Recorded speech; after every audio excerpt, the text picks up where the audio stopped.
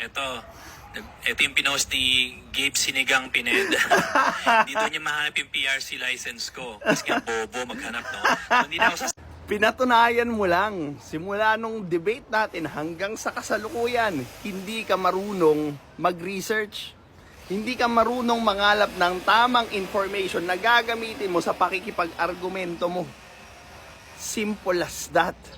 Alam mo yung ugali ng mga influencers ngayon, hambog ka na, pero wala ka pang bilang.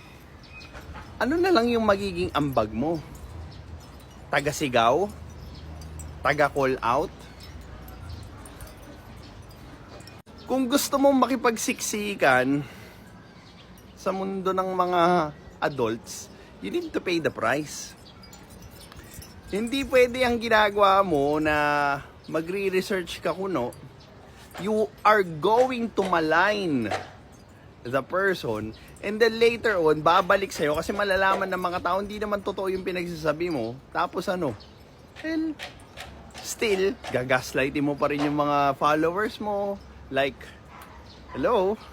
Hindi pa ba kayo nagigising? Simple. Research lang yung gagawin niya. Hindi niya pa makuha ng tama.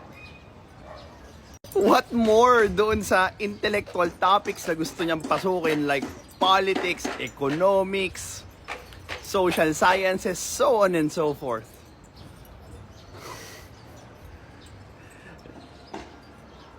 Confidence lang yung baon. Well, with the help of,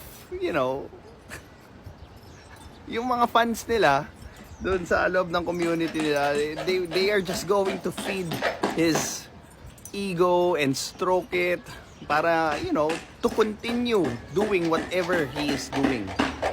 Alam mo yung andaling i-expose ng fake, mag-research ka lang eh.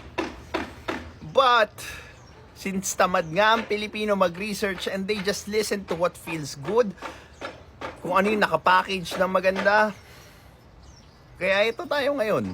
90% functionally illiterate, bagsak lugmok ang Pilipinas dahil na rin sa kung ano yung basic na Pilipino.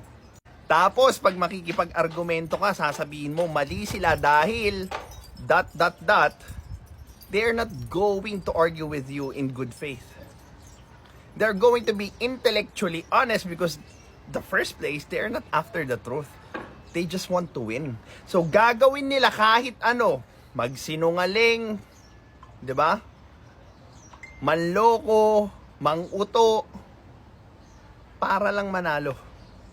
And lo and behold, you have a fleet of influencers that just care about themselves, what they're going to get from their channel, and how much they're going to be paid for it. Good luck, Pilipinas. Well, this is Pinoy Extreme. Have a good day.